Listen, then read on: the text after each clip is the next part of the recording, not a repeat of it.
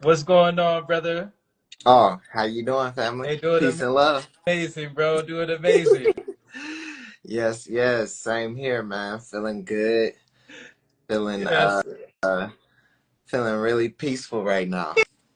Peaceful.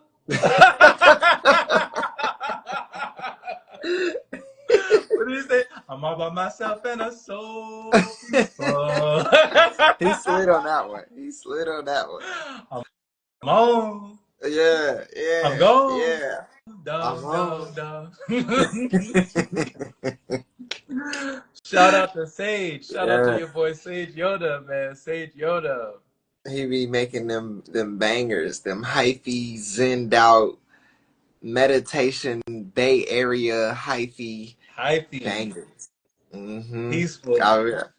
He's a Peaceful, great man. artist to have come across. Man, I know he spells his name Seiji Oda, Hmm. but I always thought that it's pronounced Sage Yoda, like it's a play on words almost like master like Sage Yoda, like Yoda Yeah, the Jedi Master, Jedi Master you Yoda. know, I was thinking the same for the longest, and I still don't know because first of all, artists be having 20 different aliases. You know what I mean? But Hmm. I was saying Sage for the longest, but then like two songs, I heard him say Seiji, Seiji, Seiji, and I was like, is it Seiji? Is it? I was like, but whatever it is, he found his lane. He He found his did. lane. He But did. And it's it so peaceful. yeah, and that It's so would peaceful. make It's sense. it's the gentlest gig. The Gentle Gig go crazy. It's the gentlest, bro. He said, when I gig, all my problems leave through my limbs. Mm-hmm. And I liked it because when that song came out, he made like 1,010,000 videos in different spots in nature just gigging. Do the Gentle Gig. And brought Russell over there too, man. Lil Russell and him just Just doing the gigging. bird, I Mac know. Dre. I was like, of course. The Bay Area is a different place. That's a different place for real. For real, man. And, speaking of the Bay Area, we're trying to get Nabiha in here right now. She spent a lot of time in the Bay Area, actually. She lived in Oakland and Richmond. Hey, what's going on? Hey, Leslie, hey, there she is. how you doing? Good. How are you? Good. We talking about the Bay Area. Yeah, I couldn't hear anything. My Instagram was tripping, so Yeah, now I'm here. we were just talking about the Bay Area. I said, you know about the Bay Area. You know about the Bay. Yeah, I know about the Bay. That was my first introduction to America. Mm. So Oh wow. yeah, Oakland was the first place I've started. Oh wow. Um, so Yeah. Okay. I Different grew up in place. Scandinavia. I don't know if Jerome told you. Okay. Um, so North Europe, Sweden, Norway, if you heard about that. Uh-huh. Yeah, I have. And then you came here, went straight to Oakland. See, I Straight feel to like Oakland. if you go straight to first of all, if you go straight to anywhere in California, it might give you a mixed message about what you might think the whole country is, because California is just different. South California and North California. But for sure, the Bay Area starting off, oh man, that's just different. Yeah, Yeah, yeah. for I sure. started right there, and I remember the first time I saw actually, the classical Oakland, the sagging pants. Mm-hmm. This guy was wearing like four pants all together, and he was walking. That was that was my first experience. Oh, they're Hello. gonna Hello. need it. Oh, How's it Nita, you going? made it. Much love. Yeah. Shout out to Thanks for Nita. the invite. Oh, Yeah, I nice, can't. nice. I thought you was in the gym pushing up some Yes, weights. With I'm about to be, but I thought I would just chime in really quick. She nice. chimed in. She chimed in. Well, this is perfect timing. Yeah, like speaking of the Bay Area, speaking of Oakland and the Bay, the director of this film that we're about to discuss here, a film study on sinners, Ryan Coogler, directed and written and directed by Ryan Coogler. You know where he's from? Is he Richard. from the Bay? He's from Oakland. Oh, He's from Oakland. oh, okay. I Yeah, kind of, you know that you said that now. I can kind of hear it in his voice. He had to be from somewhere like that. Yeah. absolutely. Absolutely. He spent a lot of time in, well, he's from Oakland originally, and then his family moved to Richmond, and they still have homes in Richmond. So he lived in Richmond for a while. So the folks he knew from Richmond, they always thought he was from Oakland. Mm. And then, when he was in Oakland, they always knew him from Richmond. So he could, had the best of both worlds, so to speak. Nice, nice, nice, nice. There's I found in California that is where the base of a lot of melanated directors and like producers in the movie industry are. There's a lot, like I didn't see as many. Growing up, I used to think all directors were like whiter skin, and not all, but when you come to Cali, I came out to California for acting, and you just meet a whole different, you know, side of the industry and just people pursuing, and it's like it's inspiring. For sure, for sure. Did you know that, Nabiha? Did you know that? If I knew what. What he just said about Oakland? I mean directors that look like him and stuff, or what was the part? I'm lost right now. I'm sorry. You just threw a question at me, so All good, all good. So we'll move to the movie since Nita, she might not be here for too long. I know she's got to go get her workout on. We can go ahead and ask Nita first of all. You saw the movie with Sunrise, right? Yeah, we saw the movie. We saw it in the what is it called with the Shaking chair. I think it was D yeah, box. the We seen the D D box, box. Yeah. and the chair Yeah, but I was want to see it in vibrating. the original version that he filmed it in. The film version. Okay. The But the big, D big. box, yeah, the D box was cool because it was like a fully immersive experience. Especially because we watched the movie at like it was like 10:40 or something Mm-hmm. or maybe it was like 9:40 that we started the movie. It's a long movie, so that kind of kept me still engaged. Okay. Having all the jump scares and everything with the vibrating chairs. They did so good with that.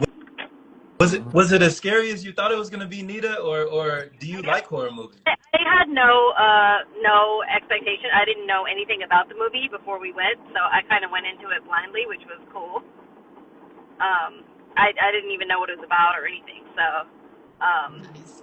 yeah, so I didn't have any expectations. But I actually found it pretty gory. Like that was a lot for me. It was a lot for you. Okay, so Mm-hmm. you It was weren't a lot. really used to that kind of content. That's not really your speed. Mm-mm. I can Okay. agree. Okay, Same here. Nabiha agrees. Nabiha Yeah, You agree agrees. with that? Yeah. yeah. No It's one else actually felt that way. Everyone was like, yeah, nobody else felt that way. But I think we're just so desensitized. I'm not as much, maybe. no for I don't watch as much. me that was a little too much at the end. Especially when the vampire just landed. That's when my heart started to race. So that's Yeah. when the whole scary thing started. Yeah, and then the shooting part. The action part of it. I don't like action movies. So Mm. Okay. I But Okay. the definitely think that. incredible one. I definitely think that if this movie came out 20 years ago, some of those scenes would have been a bit lighter in the gore. I do feel like nowadays you'll see more you'll see more sexual things on regular movies, and you'll see more gory things on regular movie. I do think that has upped a little For, bit in the past years. for sure. Yeah, For sure. They more definitely, desensitized. yeah, they definitely had, yeah, all of those elements were in the film for sure, Mm-hmm. but every element you can think of when it comes to a R rating was in the movie to classify it. Mm-hmm. So Nita, overall, what were your thoughts on the movie overall, Nita? Any messages, themes, or just what you would give the movie overall, your feeling? I loved it, 10 out of 10. But I really like, I think for me, having the Asian family in there being represented, like, because we're often taken out of these period pieces, and I thought I thought she did such a good job. Yeah, yeah. Grace and Bo Chow. Yeah, they had the Asian store. They had the store. Actually, they had both stores on both sides of. Mm-hmm. They was running the block. Yeah. like they always do, right? Yeah, I was like, that's real. That's how it is in my neighborhood. They got all the stuff. They were represented. They were represented for They were sure. yeah. represented, and they were represented well, not this subservient, just like the stereotypical Yeah. role. Right. Yeah. Right.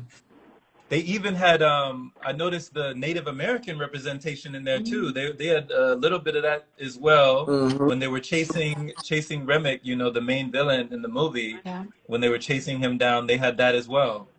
They had a lot of cultures, I like in that that. movie. That's what I liked about it. Yeah. I like Especially that the because I dancing. felt, yeah, the dancing too. Yeah, I like that they had the cultures in there because, like Nita said, a lot of the times on the time period pieces, it's either like just white or black washed, like in the sense of it, they either show just like black or white people and nobody else, or they just show like white people and nobody else.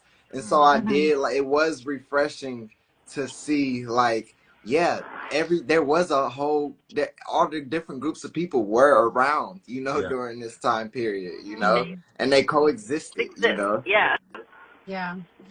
and I they even just feel like they represented the white, differently, like two type of whites. There was the mhm Irish white, and then you have the KK white, right? mhm Masters. So it was different mhm type For of sure. white. For sure. Um, Sure. They explored a lot of different dynamics, even like the mixed racial dynamics where, the people who, they could pass, right? Like white mhm passing, black mhm passing, and then they showed the dynamics between, how is the relationship with somebody who, she feels more at home and more akin to, black folks with the skin they have, but even though she has white passing, she might still have the privilege and be looked at as a white person even when she's among the black people. So it mhm. was just a lot of different dynamics and just a lot of different characteristics, customs, cultures, personality in the film. So Nabiha, what do you feel like overall? What did you give the movie overall? Because you went to see it twice, actually. oh yeah. Yeah. Yeah, I saw it twice. I never see nice movies twice, but I did. Yeah.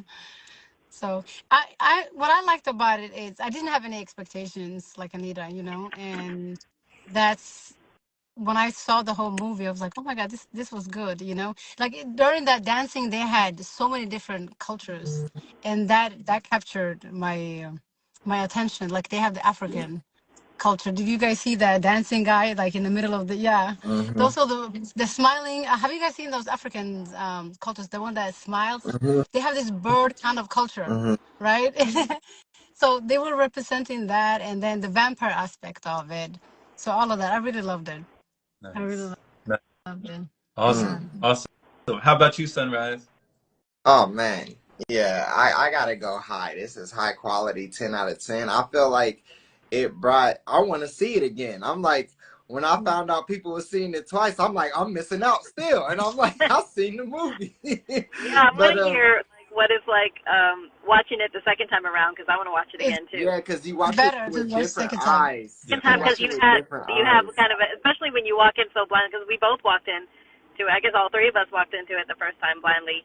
Yeah, I didn't have any expectations.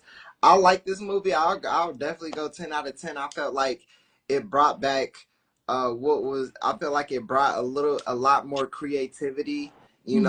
into what you could do with movies, a lot of like especially that dancing scene where they brought when they said it brings the past and the future, and they had just so many different, it was like such organized chaos in that scene, Hmm. Chill, goosebumps. and yeah, it really made me feel really like good, that I was like, holy crap, okay, because up until that point I was like, okay, I see, but then when that dancing scene came on, I was like, oh my gosh. Yeah. I was like, Same. where are we, what happened?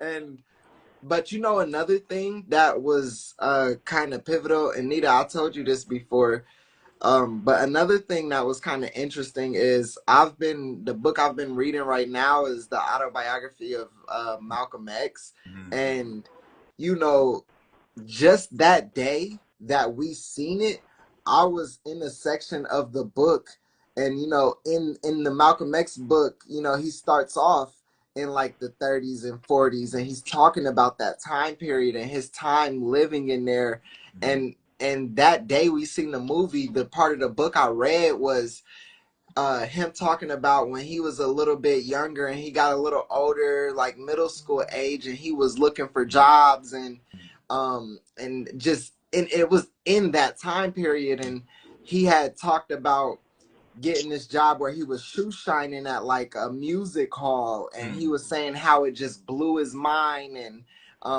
how he liked working that gig and being able to see the different musicians live because he was working that gig. And he was also commenting on, like, he's never seen black and white people be together like so openly, until he was like at that job. And it was just like in that time era. So it was really pivotal for me watching that movie right after reading that part of the book, because it was just like kind of recreating a vision of what that time era was. You know what I mean? And I really like that too. For sure. Mm.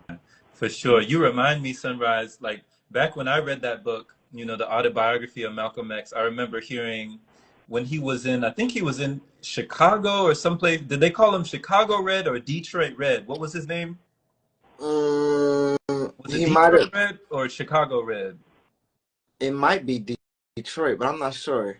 Okay, it was one of those names, but it was like a street name. He had a street name when he was hustling on the street, and he was like, doing things on the side. And, that reminded me also of this film with Smoke and Stack, they just came from Chicago. They were in Chicago for like 7 years.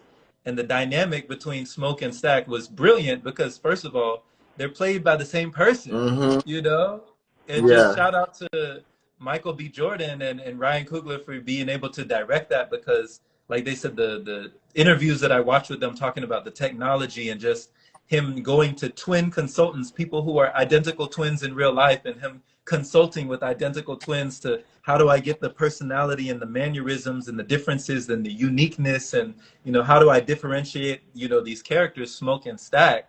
And they had so many different characteristics, just down to their look, to the color. Smoke, he was quiet, reserved about business. He was handling things. He was the protector. He would make things happen, and he wasn't afraid to. It was also morally very ambiguous. In some movies, they have like the main characters are like either really good, the characters, they're kind of like morally good people. In this movie, it was morally gray. It was very morally ambiguous. I mean, you had the main character shooting people like, I know when he popped him when he was in the back of his truck, I was like, oh, he not playing. He not playing no game. Right. And then towards the end, when the other guy was standing there frozen, he was like thinking about it, and then he still popped him. He was like, I can't have you going around saying you almost robbed me. Right. Just on principle. On general principle, he couldn't let him go. And he was like, man, y'all get up out the street, put some pressure on him. Put some pressure on him. Get up and out then the he street. paid for the doctor. Yeah, he paid. I love that. Yeah. So I love that they had that element. And even right before that, he taught the little girl a lesson. If you notice, they showed his soft side. They showed a side of him where right before he went into the store, he taught the little girl. He was like, hey, I need you to watch this car for me. Honk the horn if you see somebody robbing my car. Honk the horn so I can come out here and handle that. I'm gonna pay you 10 cents for every minute that you stay here. Yeah. And she was like, okay. He was like, no. I just gave you a number. You're supposed to give me a number. If I talk you money, you talk me money back. And he taught the little girl how to negotiate. She's like 50 cents. He's like, no, 20 cents. That's the best I can do. So that was a really cool element as well.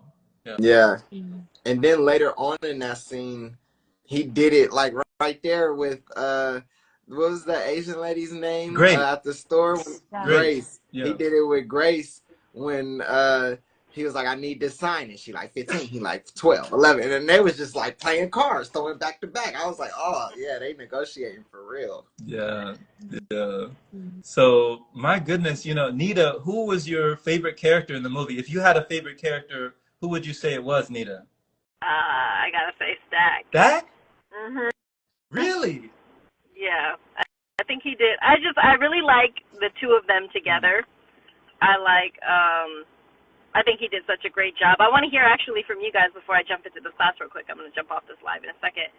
But I want to hear what you guys thought of Michael B. Jordan and how he played the roles. And, you know, were you like taken out of it at any point, or, you know, did you like? I just think they did such a good job with both of those characters. But you can see there's like just little parts. Maybe the one part where he's passing the cigarette over, where he like is holding it for a second, and then he picks it up. You can tell that there's a double in there. That must have been really hard. That must have been really difficult. I kind of want to be in the room and see what it was like filming that. But what did you guys think? Yeah, go ahead, Nabiha. I mean, I noticed when they were standing by the truck, when the one was driving the truck and the other one was taking the car. That's when I noticed, oh, okay, this must have been very difficult when they standing so close to each other, talking back and forth, you know, but you could see the head of the other one and then the front, you know. So I really love, you know, what he have done with those two characters. It must have been very difficult. Sure. But he wasn't my favorite. My favorite was the preacher boy. So Hey, Sammy. yeah. Sammy, okay, the preacher boy. Yeah, the preacher boy was my favorite. So Okay. yeah. So Stack was Nita's favorite. Sammy was Nabiha's favorite. Who was your favorite, Sunrise? I'm telling y'all, I mean, I love all those characters. It's even hard for me to say a favorite, but I really liked Smoke's girl. I forgot her name. Annie. Annie. The hoodoo priest. Yeah, the hoodoo, because Yeah. I felt like Annie. she was just so on. I felt like she was like a silent protector. You know what I mean? She was like throughout, even when he came back, and she was like, "How you know I ain't been protecting you this whole time?" You know what I mean? Yeah. And then even when the people first came to the door, and just Annie was there, I was like, y'all need to, what Annie saying? You know what I mean? Like, I'm like, y'all need to hold on before y'all consult with Annie, you know? And I really liked her role in that. And also I felt like she was a great feminine energy to help balance out like Smoke when he was getting a little like yang and rowdy. And so I really liked Annie's character, and just like her whole representation, and like she was like the knowledge for when it happened, because imagine being dropped in that scenario. A lot of people don't know what's going on, and like that's a lot. That takes reality to a whole nother level, a whole foreign place, and she was just like on it. And so I really liked her character, even when she was like, yo, if I get switched over, you know, in me, because I'm not, because she was just like, I want their souls they're kind of suffering, even though they think they're not, they're stuck here. And I got somebody waiting for me on the other side. And I was like, oh, she's so real. You know what I mean? For real, What for about real. you, Jerome? Yeah, Annie was Okay, I gotta run, definitely. but I want to hear Jerome's. Yeah, I would agree with y'all. Like, I love those characters. You know, I definitely would say Smoke he was like the protector in the physical realm, and Annie, she was the protector in the spiritual realm. Yeah. You know, she was definitely the spiritual protector, because just like you said, she had all the knowledge, she had all the wisdom, the expertise, the experience. She had the know-how. She knew about the ancestors, you know, and when she was talking about the ancestor that she was going to go back to, she wasn't even talking about an ancestor in the future. She was talking about, you know, her child, right? Like, her baby was the ancestor. So, I mean, it just was so many spiritual influences in the movie. I really enjoyed Delta Slim, played by Delroy Lindo, the old drunk on the kiddo. Oh yeah, I love him too. Delta Yeah. Slim was one of my favorites. And I actually did like Remick, you know, the Irish vampire. Remick, he was actually one of my favorites, just for the way that they played him. One of my favorite scenes in the movie was when he brought out his Irish heritage, his Irish roots, and he was doing the Irish jig, and everybody was in the circle, and they were all like together, and everybody was chanting, and it was just, the music was from like, you know, I'm not really akin to that music, but it did something, you know, it really stirred something up just to feel the energy of that, you know, calling out right out on the outside of the juke joint, and just everybody going crazy, you know, everybody just gathered around him. And even like the a few musical numbers. They had like 3 of them. The vampires had like 3 music. This was almost a musical. Mm-hmm. This movie was almost a Yeah. musical. When you jump into Yeah, it Yeah, like that. yeah, you're right. it really Musical. was a genre bending movie. Yeah. I Yeah. love that. Yeah. Okay, Nah. I'm gonna tap out of here, but pull somebody else up in here because I want to hear more opinions later when I'm on this. All right. All right, Nita. All Much right. Have Thank love. a you, great Anita. class. All right, All bye. right. Peace. Much Bye. love. Take care. Will the Take screen care. go back to Yeah. three-way, right? Yeah, 3-way. 3-way. Bye. there it is. So, what was your 3-way. Yeah, hey, favorite? hey. You said a lot of them. So, which one was your favorite of all of them? So I would say, yeah, it would be between Smoke, Remick, and Delta Slim. But I think I really did like Smoke's character for different reasons. I enjoy his reserve. I enjoy that he doesn't need to say too much. Mm-hmm. Mm. I enjoy that he's not a big talker. Stack was the mouth. Mm-hmm. He had the gift of gab. He was the man with the He's, plan. That was Stack. mm-hmm. He was there to make things shake, make things happen, make things. And then Smoke was there to just handle whatever needed to be handled when it needed to be handled. I like Mm-hmm. that kind of character. So I enjoyed both of their dynamic. And oh man, when it came to, Remick, just the way that it wasn't, his deception was not overt. Mm-hmm. It was not an overt deception. Mm-hmm. It was very seductive. It was very like clever. Like when he came upon, the 2 members from the KKK, right? Like when the Native Americans was on his trip. And by the way, if y'all noticed, he landed. You said that's when your heart started thumping, Nabiha. That's when your Yeah. When heart he started. landed, like When he boom. landed, I'm like, okay. Yeah. I have a theory. I have a theory in my mind that he was flying when he landed, because Mm-hmm. He was. you Yeah. saw later on he was the only vampire that was old enough and powerful enough for the levitation. He was the only vampire that had levitation. Mm-hmm. And they was on him. Them Native Americans was on him, boy. They I were was on like, him, to have him run, he was like almost on all fours. I right? was like, oh, they was on him. They was like, ma'am, if he's in there, let us in. You know what I mean? But then, and then you see his peoples like, hey, yo, the sun about to drop. We got to get up out of there because it ain't no fair game. Right. When the sun Right. dropped. They had to bounce. Mm-hmm. They were like, it was interesting too, because when he came to the door, she aimed at him, Mm-hmm. and his people in the back, they aimed at her. Everybody was aiming, like they all had blickies. Mm-hmm. They weren't scared of no blickies. Right? It really made me think of the Wild West, like for real. I was like, oh yeah, because like, when the infrastructure, like now we're more like, as a society, especially America, we're like more connected and more like a metropolis. But back, when everybody was more like in a country, you know what I mean? Because in America, when you drive around America, you'll notice there's only city or country, right, or a little bit in between. Like you're either in the city or you're in the country. Mm-hmm. And it's just recently that all these cities have been, like the past 80, 90 years, that all these cities have been so advanced, so to say, as you speak. And all the countries, even now to this day in the country, it's normal for everybody to have a gun. Mm-hmm. It's not a like you'll see 10-year-old in West Virginia, where I'm from, you'll see 10-year-olds with their dad out in the woods hunting. You'll see 10-year-olds taking pictures with their dads with rifles, and they got a deer in their hand. And so it's like, in the Wild West, everybody did have a gun. Everybody was strapped up, Wow. Mm-hmm. That's crazy. The other thing I want to say real quick before we go to Nabiha on the Native Americans is that I felt like there was also a message of, live and let live. Like when you said the sun was going down, right? Mm-hmm. And he gave her a chance.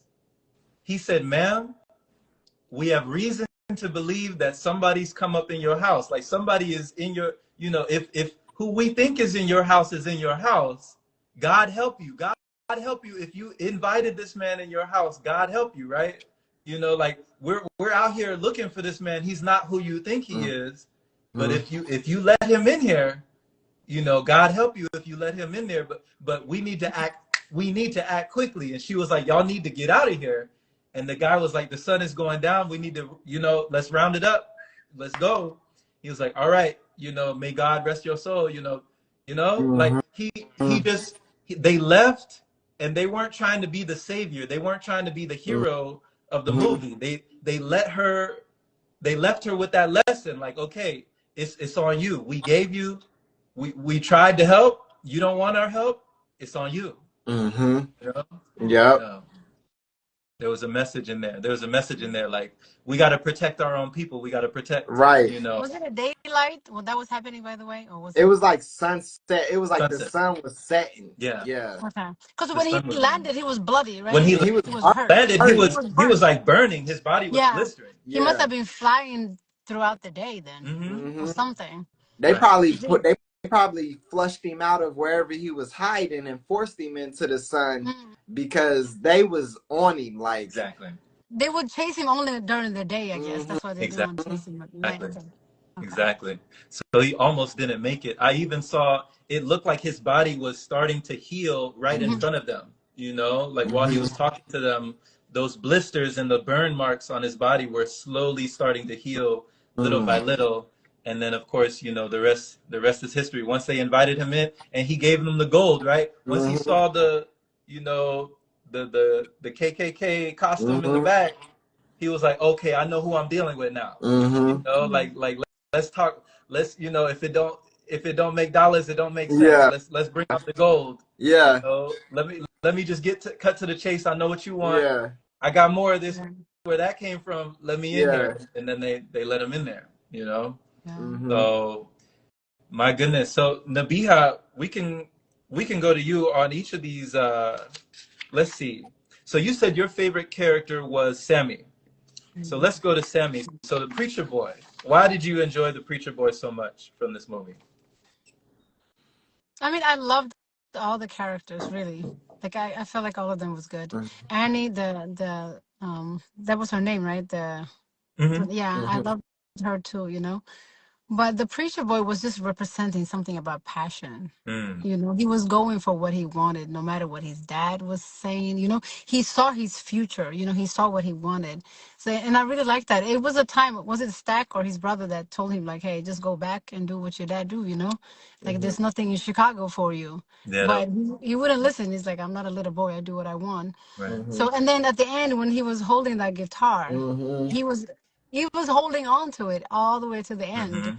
And then for us to see him, when he get older, and he still chose to he's like, oh, I've experienced enough here. So I'm good. I don't need to be a vampire. So, like, just his choices and his passion really just stood out to me. And I love that. I agree. There's also a message in the beginning with his father, Jedediah, when Sammy was with his father before he went off to smoke and stack. His father made him read a Bible verse in the church because his father wanted him to be in the church, and he had him read 1 Corinthians 10:13, which says, "No temptation has overtaken you except such as is common to man, but God is faithful, who will not allow you to be tempted beyond what you are able, but with the temptation will also make a way of escape that you may be able to bear it." And like, this verse kind of lets people know, or believers know, that the temptations they face, the movie's called Sinners, the temptations they face are not unique or extraordinary, but these are experiences that are common to humanity, and that God, in this case, in his faithfulness, will not allow anyone to be tempted beyond their capacity, and will provide a way to overcome or escape the temptation. And there was a lot of temptation in this movie. I mean, the movie's called Sinners. We had people, alcohol, drugs, substances, people committing acts of adultery. There were two married women in the movie that were, adultery in the movie by two different married women, So it was a lot. And I want to, one thing that stood out to me too when you were talking about how Remick, you know, he had like a seductive like allure to him. One thing that stood out to me when he had already a lot of the juke joints people converted into vampires and he was trying to extract the rest of them out. I really um liked when he was like, yo, you know, over here we're thinking beyond race. He's like, you know, you guys are dealing with so much in humanity. The people you sold it to, they're coming back in the morning to shoot you because of who you are. They're never going to let you have what you want in life. They're going to keep their foot on your neck. Over here, you have a chance to get your power back, and we don't care about any of that. And then the two KKK members, because they were already converted to being a member, they're like, yeah, Uncle so and so, he's coming back. Like Yeah. he's not letting you have this place. Are you crazy? Yeah. And so I was like, oh, for a lot of black people in that time, I could see some of them being like, oh, you know what I mean? Turn, yeah. Seeing the power that the vampires hold, the strength, the all of that, and literally seeing them all like in unity and not really having that element when it's such a big element in their current life. I'm like, oh, he's making like a point like that would be valid to a lot of them because Yeah. it's like, he's like, I'm not thinking about none of that. You know what I mean? We're just like trying to recruit. And I'm like, man, I was like, man, that's like you said, temptation. You know, he's like really good at like trying to lure you in. Like Right. in Right. the beginning too, when he wanted to get in, I Mm-hmm. remember at one point he said, "Oh, is it because of I'm white?" You know, like he was Yeah, confused. Yeah, at that point. yeah, Yeah. Even though you knew he knew, he was just telling them like, "Oh, because of my color." You know, he wanted to hide the part where he's a vampire, where they're mm-hmm. scared of him. You know. Right. Yeah. Right. Like they had, they were justified in not letting them in, but he tried to make it seem like they were discriminating Yes. Yeah. against skin. Like, Yeah. like Yeah. that's what this is. Yeah. Mm-hmm. The Like, way oh, he because even said it. Yeah. yeah. And Yeah. then he looked over at Mary and he was like, well, then how did she get in here? You I said, she know? Yeah. Pam. Yeah. She Pam. Right. She been out the cookout since she was 5. She here. She here. They said she family, right? But you're right, Nabiha, and you're definitely right, Sunrise, too, about that element of temptation. When you're talking to people who have been under oppression, Mm-hmm. for so long, and they've just been subjugated for so long, enslaved for so long, and they're still in the Jim Crow era where, it's not all good. Mm-hmm. People are still out picking cotton. People are still they have money in plantation dollars, Mm-hmm. right? They were given wooden nickels and plantation money, Mm-hmm. and like you could only use this in that area. You Mm-hmm. can't use this anywhere else. You can't take this money up to Chicago. This is not even real money. It's like fake Mm-hmm. money. It's like Mm-hmm. monopoly money. That's what they were given. Mm-hmm.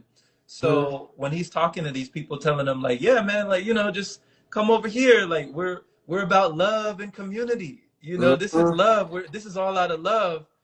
But there's one condition though. First, we gotta kill Yeah. you. Like Yeah. we gotta Yeah. kill you first. Like you can join us, and it's all good on this side, but you gotta die first. That's the condition. Yeah. And then You it's like, know.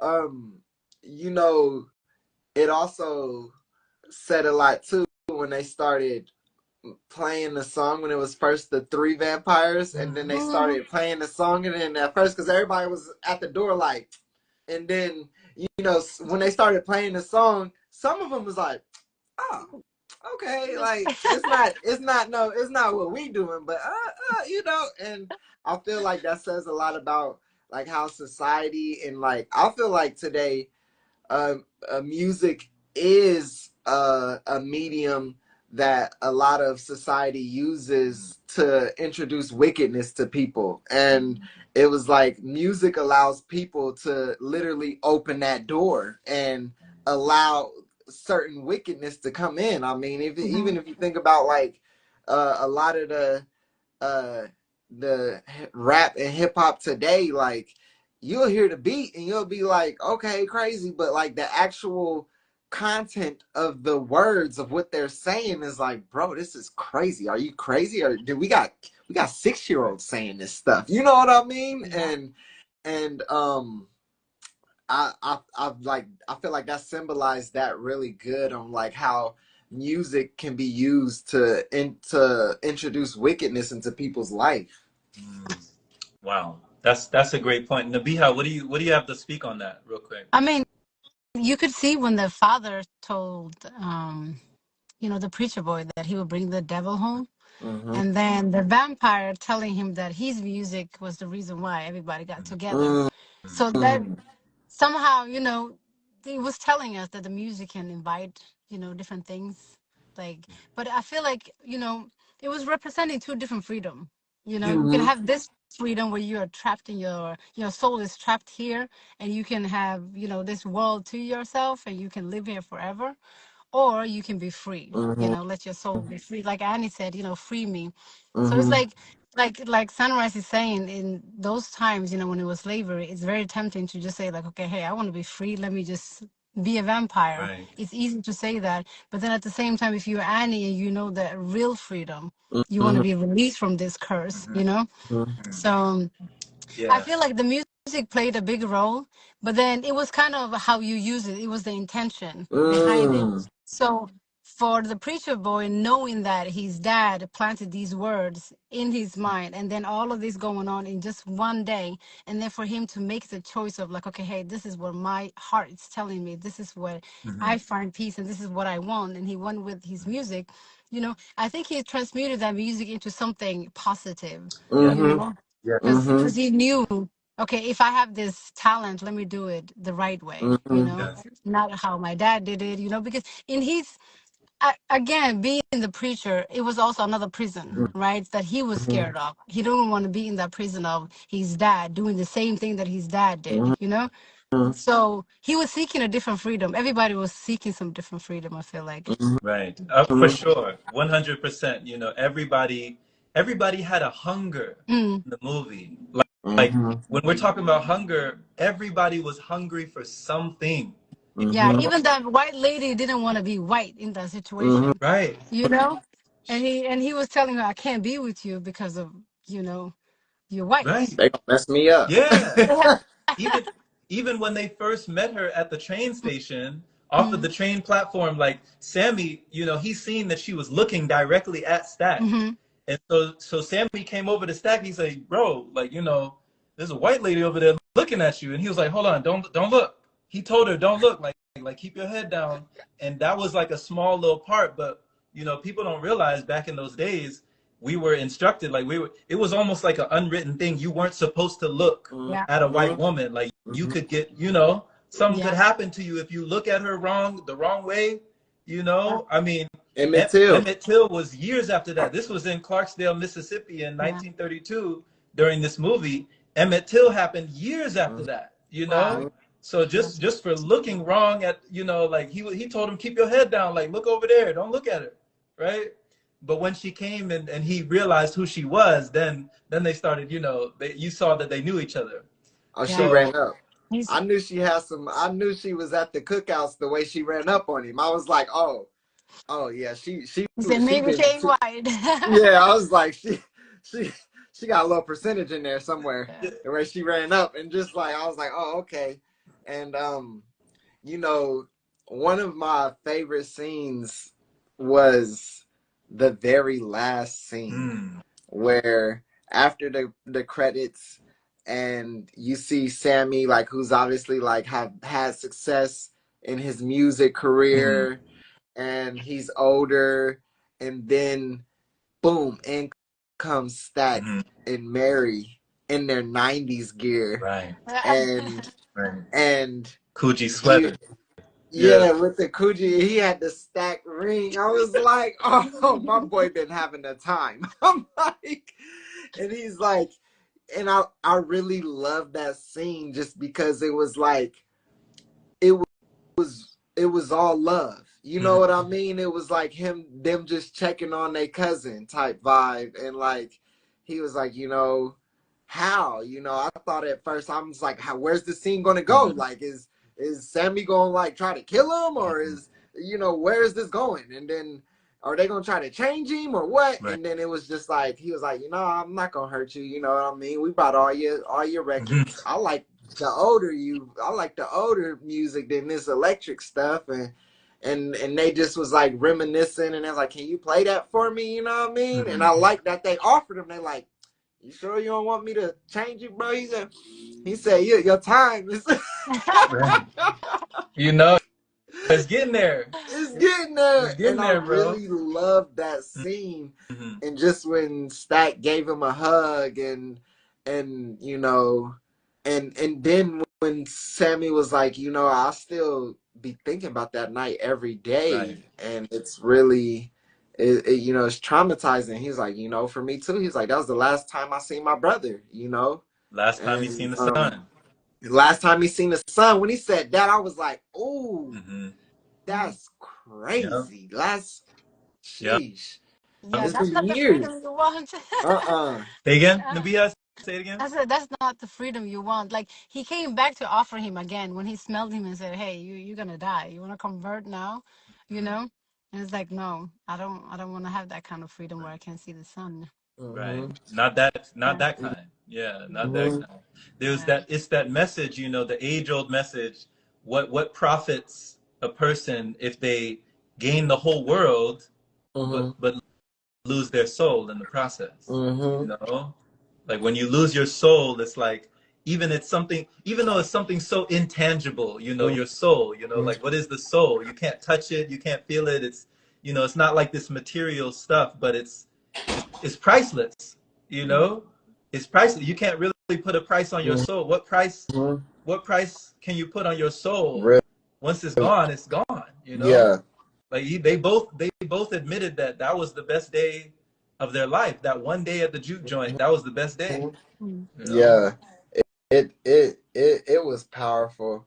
And going back to the music scene, where the vampire said he got attracted to where he heard his voice, I felt like it was an unbiased signal, so to speak. Like I felt like it was just one of those times where he tapped in, and I felt like it could attract the wickedness and the holy. You know what I Mm-hmm. mean? And Mm-hmm. and it was just like such a signal from when he was singing that pierced through veils, and being somebody who does music myself, Mm-hmm. you know, there are times when like you perform and you're like just so immersed in the moment, or at least personally, where I've performed and I've been so immersed in the Mm-hmm. moment and just genuine love for the craft. And after the performance or during the performance, I'm realizing like I feel vibrations all over my body. Like Yeah. I feel like it's almost like a visual representation of like that. Have you seen that movie Soul, the animated movie Soul? Mm-hmm. It's a Disney movie, and Mm. they have this thing where they like you get into the zone, and then this blue aura surrounds you, and they say you get into this zone whenever you're embraced of doing things you love, no matter what it is, music, art. You're just like in this zone where it's like eternally Mm-hmm. present, and you're so uh in the craft, and there's this blue aura that comes that even beings from the other side can see, you know what I Mm. mean? And I felt like that was what that was represented. Like he's in his zone, this blue aura is emanating, and yeah, the vampire seen it, but I'm sure some angels or some positive beings on the other side seen it as well, you Mm-hmm. know. I mean, the For sure. vampire was after the soul, right? And Mm-hmm. when you kind of like immersed in that kind of Mm-hmm. moment, I feel like the person is more alive. So you Mm-hmm. can see the soul actually being alive, Mm-hmm. and that's what he was attracted to. It feels like, Mm-hmm. Mm-hmm. yeah, that You're right. Yeah. was his soul. Yeah, the soul that really living. Mm-hmm. This soul is living, and that's the soul that he wanted to Yeah. take. Yeah. Yeah. Yeah. And as well, he also was talking about how he wanted to use Sammy's music to conjure and reconnect with his ancestors, Mm. Mm-hmm. his Irish ancestors. Like he wanted to connect with his people because he felt like his people also were subjugated and they also went under the oppression of outside forces, people who brought different things there, the British, on the Irish and like all of that stuff, that kind of oppression was a whole nother dynamic because Mhm. even when he was praying with Sammy, when they did the Lord's Prayer, when he gave him that baptism, in the water Oh at the yeah. very end, they started praying together, and then all the other vampires were praying together. He was like, I never, he was like that verse was given to me as well. Years ago, somebody gave that to me as well, but Yeah. it still comforts me, Yeah. He was calling back. Yo, in that scene, I was like, wait a minute. I was like, when they started saying it, I was like, that had me mad. I'm like, this is supposed to be a weapon of protection. This is a shield. How are y'all saying this without burning or something? Come on. Well, I think there's a Bible verse or something in scripture where they say the devil supposedly knows the Bible better than you do. Yeah, they Yeah. do. They do. Mm-hmm. It Yeah. says that in the Okay. Islam too. Mm-hmm. Yeah.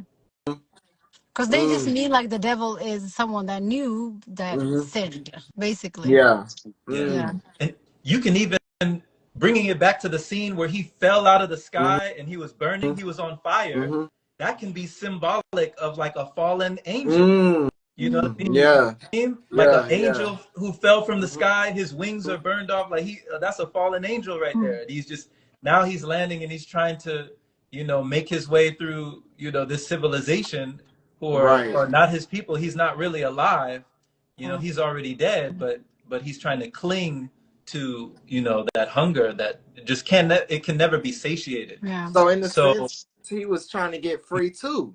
If he mhm, was wanting to use Sammy to reconnect with his ancestors, in a sense, he's having that desire yes, too to be free from what he has yes, going on in his life. Yeah. Otherwise, he wouldn't Mm, even do. Yeah. right. Yeah. mm, What would be the motive? Great mhm, point. Great point.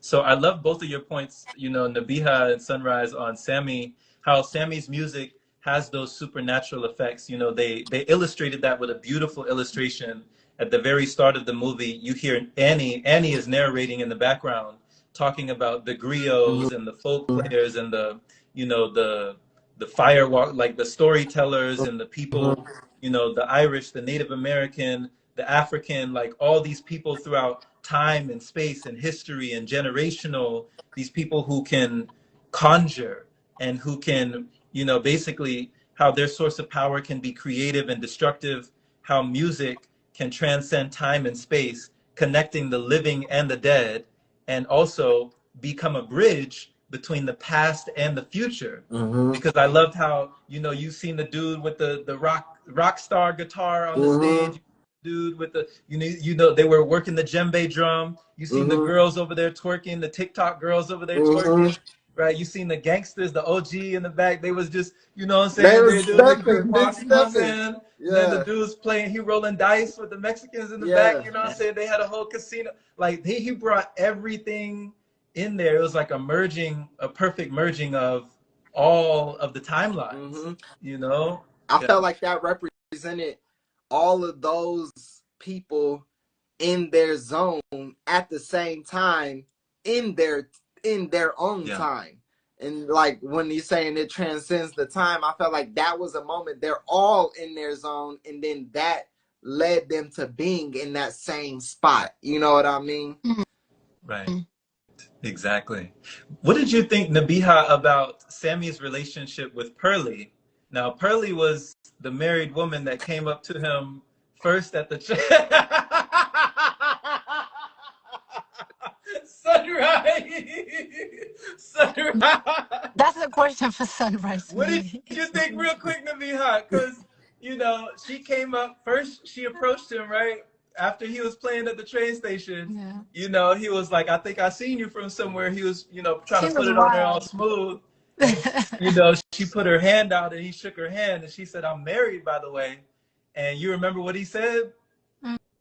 Happily. Happily, Yeah. right? The movies called Sinners, right? The movies called Sinners. He said happily, and she said careful. You might bite off a little more than you can chew, but she already knew what to do, right? So Nabiha, what did you feel about their relationship in the movie? Hmm. I don't have so much opinion about it, but I feel like she was wild, you know? Like you could see her throughout the whole dance, you know, like the whole night. I saw her everywhere. Mm. So yeah, I don't know what to say about her, but yeah, she's a special character. You just said Yeah. she was wild. I mean, yeah, the other one was married too, but I felt like this one was wild, Wow. while the other one was more, you know, yeah, she just wanted, she was in love. Okay. So what do you Yeah. feel like Pearly was hungry for? Like, what was her hunger for her Freedom even for it was some type of freedom. freedom? You know, she was a singer too, so I think she was not, you know, about the married Mm. life, really. Mm. She was seeking more of, you know, pursuing her singing career and Right. just being, yeah. So she was more of that than just being a married woman. Right. Mm. Right. Yeah. 'Cause- I don't think she liked her marriage because of that. It wasn't giving her the freedom that she wanted. And I think also the reason why she chose the preacher boy was they had the same, you know, the same passion for music. mm. Yeah. Okay. So she felt stifled, like in her marriage. You felt like she wanted to be free. She didn't feel free. Yeah. Her marriage Okay. wasn't for her, yeah. That's what it felt like. That's a Okay. great breakdown, actually. That's Okay. actually really great. I didn't think about it like that. That's really great. Me neither. Yeah. Me neither. That's another perspective. You got another perspective for Mm-hmm. sure. I love that. Yeah, Yeah. you can see she wanted to be free, you know. Mm-hmm. And when he asked her happily, even she wouldn't even approach him if she was happy, right? Mm-hmm. Mm. Mm-hmm. Yeah. He Mm-hmm. approached her because he knew she wanted to be Mm. approached. Yeah. Mm. And then That's she that came to Riz. the party. She came to the party. You Yeah. Right. know, he invited her. She found it out. She came there. And then she was just focused on him. Mhm. Yeah. Yeah. He even asked her again at the juke joint, like, "Hey, does your husband know you here?" And she Mhm. was like, "No," no, he Even doesn't the know. way he walked away, you know, it's like, no, he's not supposed to be here, kind of. Right. Yeah. Right. Yeah. And at the end, when she was telling him to run, when she turned over, Hmm. she was trying, in her last minute, she was trying to save him, Mm. you Wow. know. She was telling him, run away, because it was like somehow, you know, her passion ended there. Mm. Now she was a vampire. So she wanted him to, like, she didn't know him well enough to save him in a way like, oh, I love you and this kind of way. But she knew he was he was passionate about what he was doing, and it was the same passion that she had. So she wanted him to continue. So I feel like he continued for both of them Mm. Hmm. somehow. Yeah. Yeah. Mm. Yeah. Mm. I bet, a lot of the characters, once all the action started happening, especially the ones that hadn't turned over yet, I bet you, like, in their mind, they were like, yo, what have I gotten into? Right. Like, especially Sammy, like, when he's like, yo, that's gonna bring the devil knocking, and then, like, that happens, he's like, yo, what? Are you kidding me? I was like, and I told Nita, I'm like, when he walked back into the church, there's no way you can even just explain that. But like half the town is like, or a big chunk of the town is just gone. You know what I mean? Like everybody died. Like it was everybody. And I'm like, yo, he had those claw marks on his face and his dad just started praying. Mm. I'm like, that's something you go through that no matter when you try to tell that story, everybody's like, bro, you're fried. There's no way. Like, that's just such an unbelievable thing. And like trying to explain that to people. And I was just like, nobody knew what they were getting into at that Mm. night. And it was such a like crazy pivotal night for everybody Mhm. there. Mhm.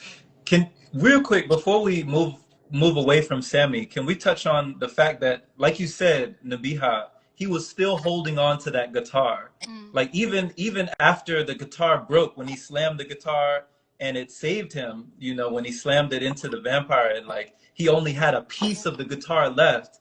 He never let go of that piece of the guitar, even though he only had a piece. It was like broken. There's no saving it. He still held on to it even when Smoke told him, yo, go bury that thing. You know, he was like, nah, I can't bury this. You know, Stack told me that this is a famous person's guitar or something like that. He was like, man, that was our daddy's. That was our daddy's guitar. You know, like Stack was lying. Stack always be lying, right? He was like, man, go bury that thing, right? And you know, it's crazy because Sammy was driving back to his home, you know, back to his father in the car, and that was a callback to when he was first singing in the car Yeah, with Stack, and yeah, he asked Stack to, you know, can I drive this? Can I drive the car? And he was like, you know, you'll drive it on the way back. And yeah, he yeah, did, but he was alone. You know, he yeah. was alone when he drove it on the way back. So, can you touch on that, Nabiha, about like his decision to, you know, what does it say that he still chooses the music over his father's teachings, even though he went through all of that trauma, you know? I mean, first about that lie that he told him about the guitar. Mm-hmm. I think that actually helped him Okay. to continue with his passion, because at the end of the movie too, they go back to that scene where he was singing the Traveler song Mm-hmm. that he was singing in there, because it's like if he didn't lie about who owns the guitar, would Sammy really, you know, hold on to that guitar like that? Mm. Would he even cherish it that way? You know, he thought he was playing on a guitar belonged to someone that was really famous and something, right? But if he knew if it was his abusive uncle, would he actually hold on to it the same way? Right. He wouldn't, right? So I felt like it was a strong message in that. You know, sometimes you can put in a little lie to just lift up Mm-hmm. somebody, you know? Yeah. And even though when he told him the truth, he couldn't crack him because he already believed it, Mm-hmm. right? So he couldn't go back to it and say, okay, this is my abusive uncle's whatever guitar. And I think, you know, the whole scene started with when he walks in. The movie started when he walks in to the church, right? Mm-hmm. Right? Yeah. Yeah. So he didn't want to be like his dad. Simple. Mm-hmm. You know, so I feel, yeah, what was the question again?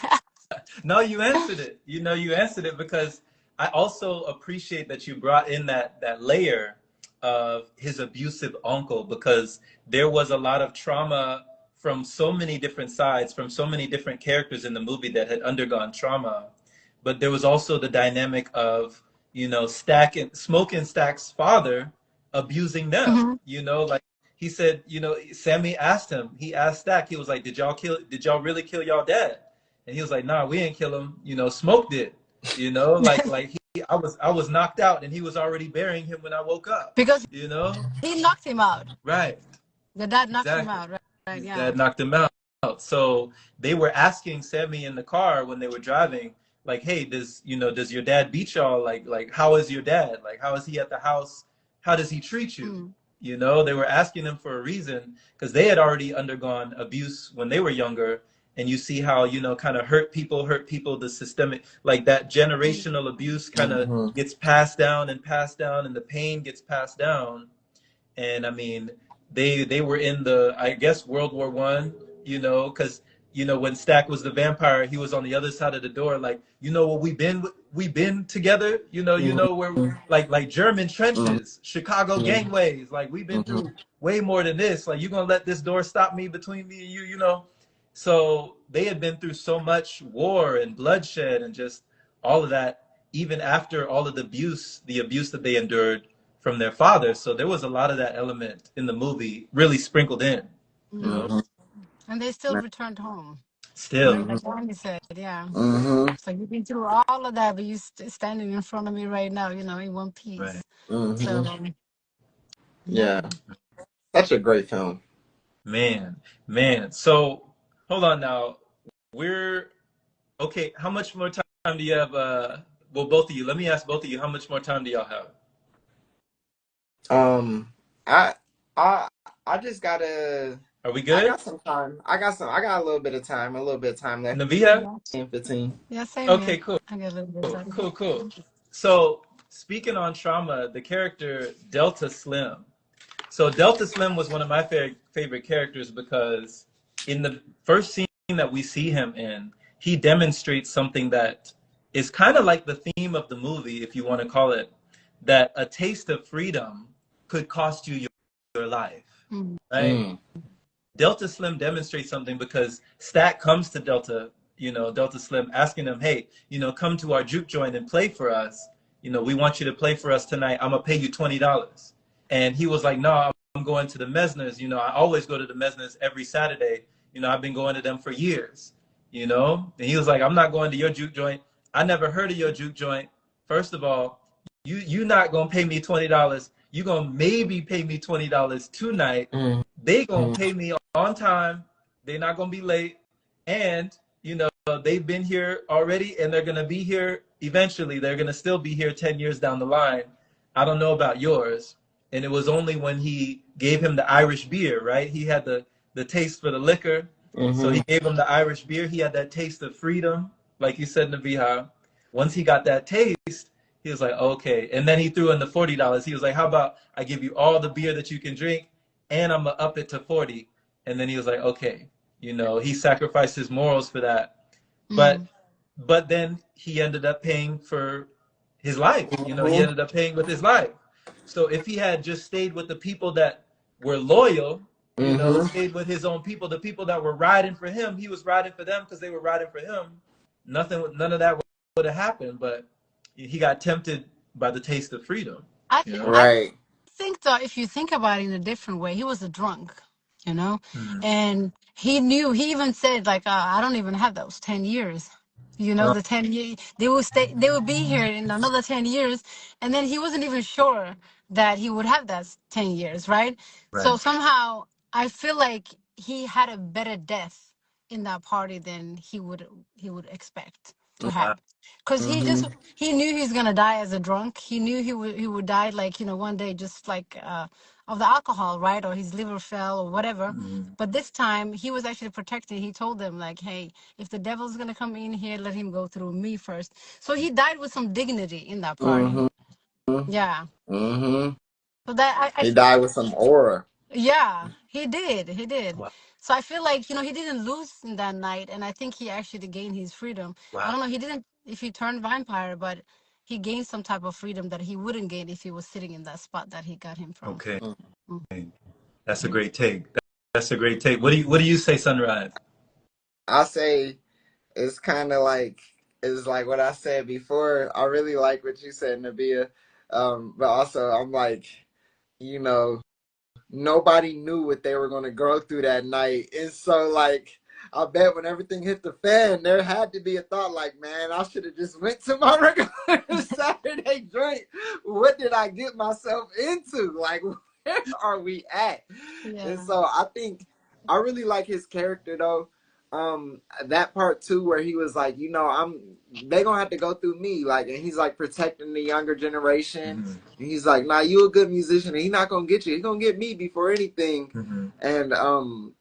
And I really like that. Like, even though he was a drunk and stuff, he still had like some pride to him, and like that protectiveness in his energy and stuff. And he just reminded me of like a drunk uncle type vibe, like one of your uncles that just be drinking too much but still love you, and still he a wild card. He a wild card for sure, but he got some talent, and he, and so I felt like he had that energy throughout the movie that was like needed, like almost like a different type of even though him and Annie were in different generations, I felt like they had like a complementary protective energy in the house. Annie was more level-headed, solid, and he was just drunk and wild, but he still had that,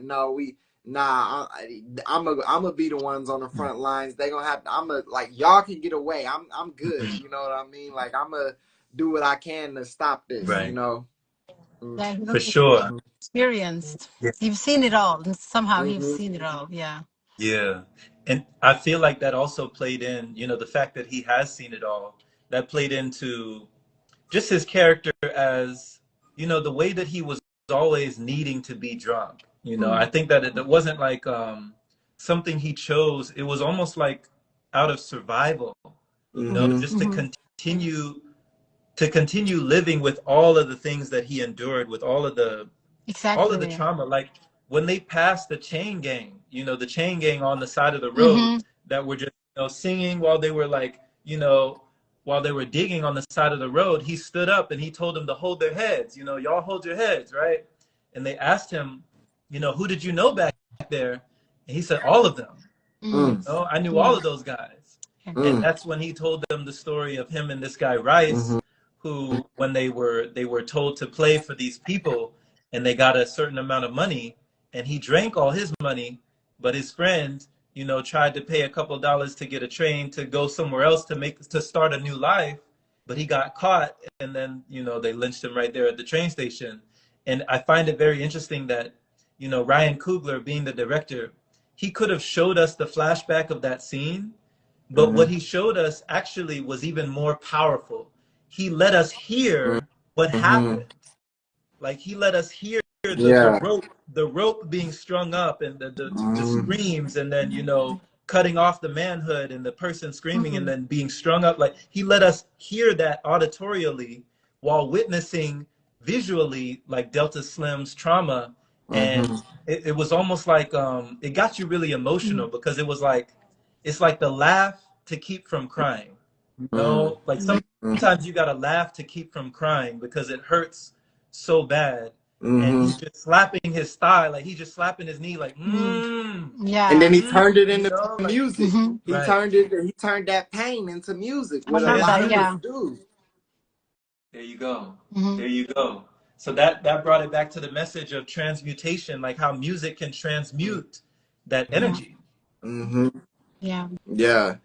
That was a powerful scene. Yeah, when we could hear it, I was like, "Oh man, When this they is say they wild." cut off the manhood, the whole reaction in the car. Mhm. Yeah, I could feel that. Yeah, I could feel the you're whole. like, Yeah. God.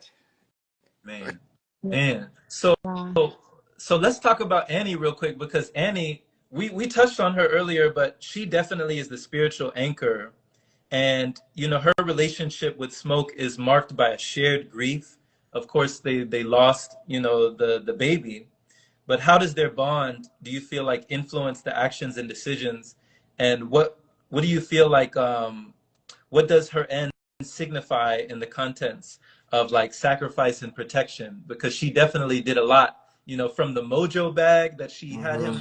him, with all those 7 years while he was in Chicago. He never took off that mojo bag. In fact, she recharged the mojo bag when he was at her place. She recharged it, and gave it to him again. And the only time he took it off was when he was ready to leave, Mm-hmm. when he was ready to go.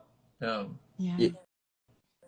So I feel like, you know, she really helped keep a lot of them alive for the longest. You know Yeah. what I mean? Because she was able to kind of decipher what was going on, even though they were in an unknown situation. Hmm. I felt like, uh, with her knowledge and stuff, they were able to make certain decisions as a group Hmm.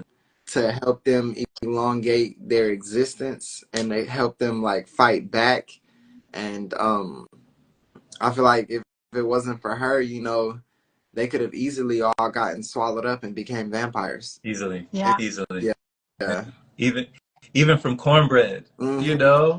from Corn cornbread when cornbread was out bread. there, and she was like, "Hold on, you know, why can't you just walk up Yeah, in big here?" body. Like, Yeah.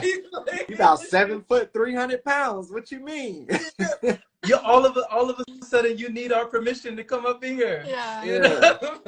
And cornbread was fumbling the ball. He like, his excuses were not hitting. I was like, oh yeah, Had to but be you kind got to the one another. Be Yeah. right. kind, yeah.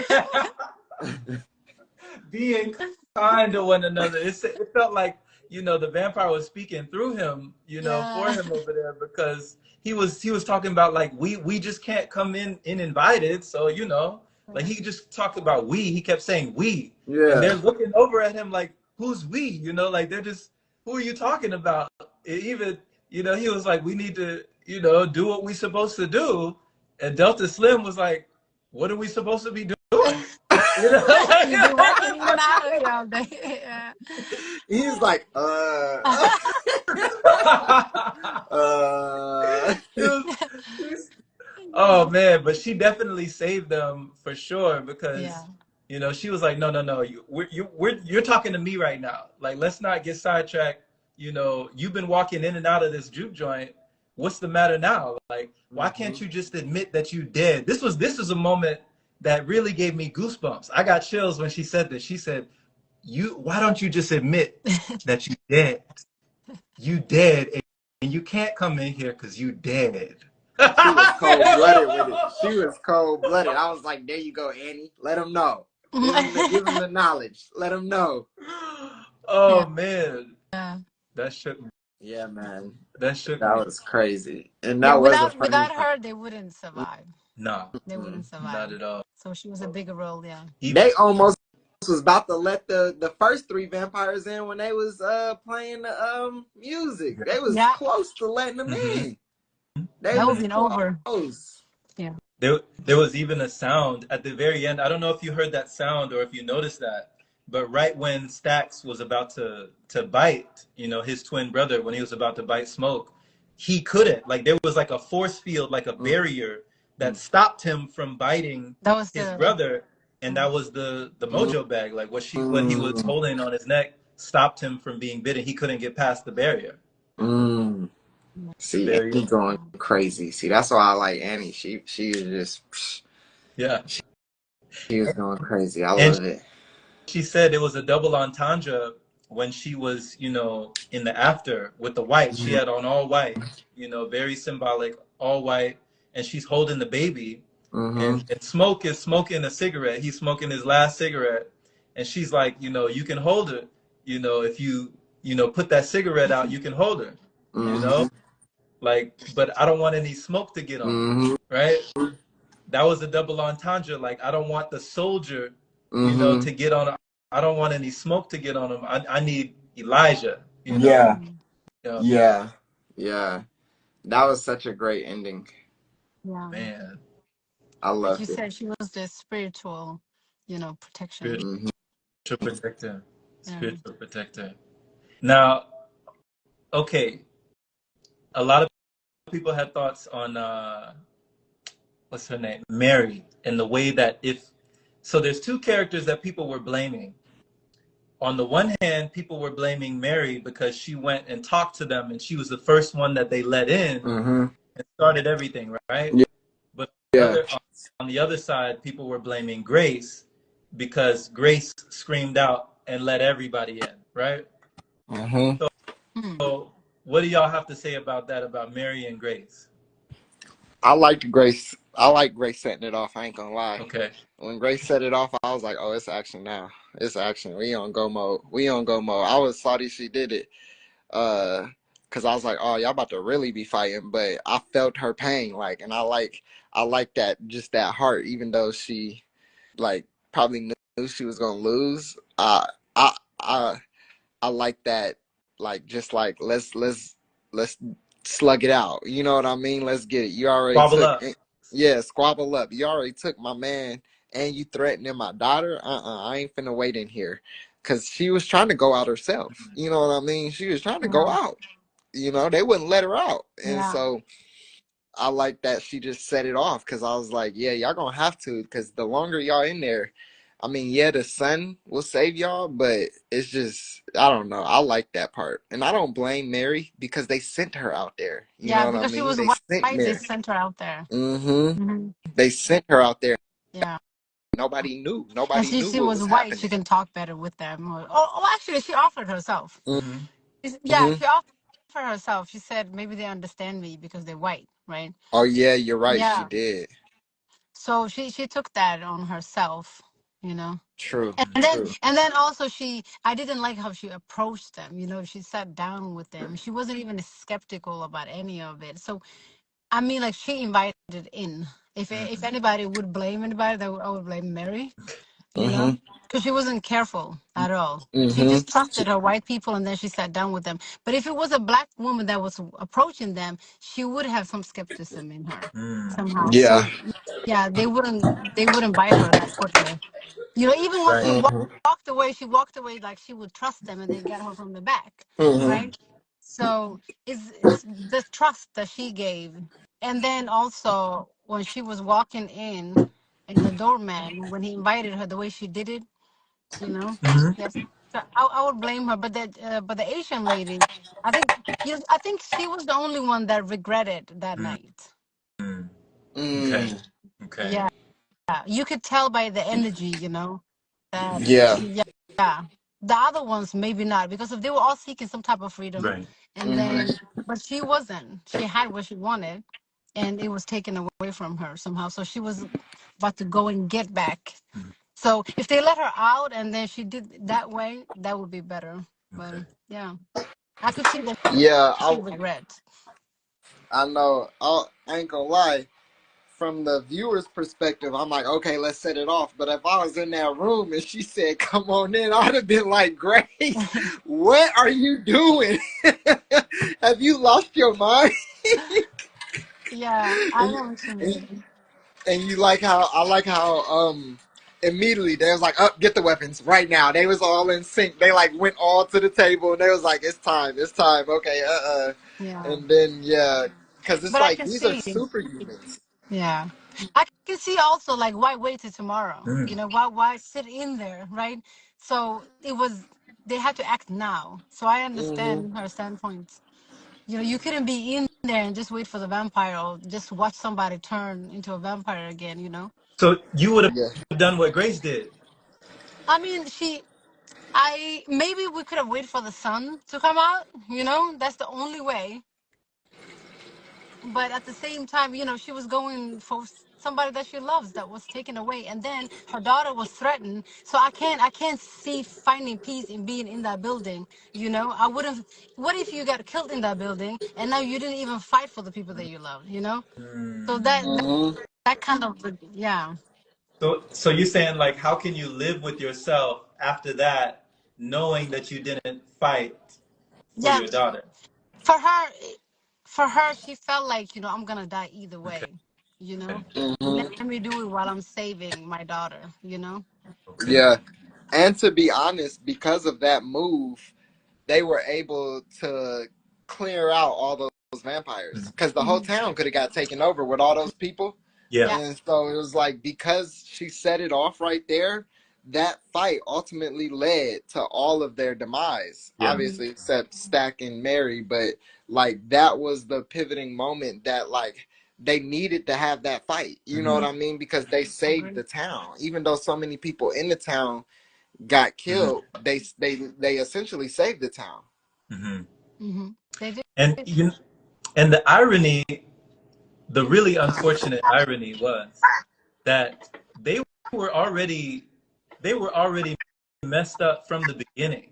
Like from the very first scene when they gave that man the money to Hmm. buy Hmm. Hmm. the juke joint. Hmm. Like when they gave him the money, it was game over. It was already game over Yeah. because they planned to come back. Like when he told him, he was like, you know, the clan doesn't exist anymore. You remember he said that? Hmm. Yeah. You know, he was I lying was like, to him from the very beginning of the movie, yeah. right? So they had always planned to come back, vampires or no vampires. Like if there hadn't been any vampires, they were coming back the next day. It was the haunting line. He said, "Grand opening, grand closing." Yeah, Right? Hmm. I like to get back on that. Even though Hmm. it I was like that the too. most, even if it was the most traumatic scene, you know, when he was shooting and everything. But I really like that get back. Hmm. The door was closed. Okay, I'm ready. Okay, yeah, Uh, I'm like after fighting vampires, the clan ain't really that scary yeah. no more. No, they can die with a bullet, so it wasn't. Oh man. Mm. And he even had the dog tags from his brother Stack. If you he had the dog tags on the Tommy gun. They were jangling on the gun while he was shooting. So that to me was like symbolic of him Mm. and his brother both. Like it was like him and him, even though he wasn't there Yeah, anymore. You know, Hmm. was like them doing this together because they Hmm. twins. You know, there's some dynamic when it comes to twins, especially identical twins. Like that separation. You know, it takes a toll on you. It takes a real big toll on you. yeah. I You like know, when they Hmm. said we're Hmm. cousins. In the beginning, he was. we cousins. Yeah, I Yeah, we love it. cousins. No, We cousins. I We love that part. we cousins. You're right, Oh because man, what kind of question is that anyway? Are y'all twins? You know, and they're obviously twins. Yeah. obviously, you know. Oh my And then when he God. spit on the floor and, you know, all of that. I think like, the whole movie just actually started very good. It was in Mississippi. I Mhm. love that it was in Mississippi, you know. Yeah, Yeah. yeah. Hmm. So Yeah. man, thank y'all just for speaking on this, just for talking on this because I don't think we've done, a topic like this before where we're just talking about a movie that we seen. But like Nabiha and I, we seen it twice. Sunrise, you said you might see it another time, one more. It's one of them. It's one of them that definitely rewards rewatching. You see a lot more on the second time. I'm sure you've seen a lot more on the second time than the first time. Yeah, I did. Yeah, I did. There were more Yeah. details, you know. Yeah. Hmm. Hmm. I'm definitely gonna see it again. for sure. Yeah. It's as So good as the first time. yeah, Mm. and I hope it opens the door for more movies like this to be made because it's an original IP. He wrote the movie. Warner Brothers is giving him the rights to his film, so in a certain amount of years, he's already written that he's going to get all of that. So that's generational. That's going to come back to him and his family. I love He's going that. to own it outright. So I really love that he got that deal. Because in Hollywood, that's not always you don't always get those deals like that. No, Yeah, you again, don't. Yeah. the same freedom again, right? Yeah, it's Hmm. that freedom. He got the freedom that he's representing in the movie. So I Hmm. love that. Yeah. Hmm. Yeah. So yeah. That Any was any a really last good words, deal. Sunrise? Um, Definitely a great movie. One of the probably so far for me one of the best movies of this year. I don't know what movie gonna come out that's gonna top that for me. A lot of messages and just really exciting, and I'm glad I went to go see it. And yeah, anybody who's watching this definitely go see it. It's pretty amazing. Cool. Yeah. Cool. Awesome. Awesome. It's not for kids. It's Not not for it's not a kids. kids Not for movie. kids. Not for kids. Not for But kids, yeah, no. Yeah. yeah, but it was good. It was good. All right, y'all. Well, much love. Much love, y'all. Peace. Definitely. Thank All you. This right. was a great live. I had fun talking with it, y'all, about y'all. Likewise. I mean, with it, about it with y'all. Okay. Absolutely. All right. Much Take love. care. Peace. Take care.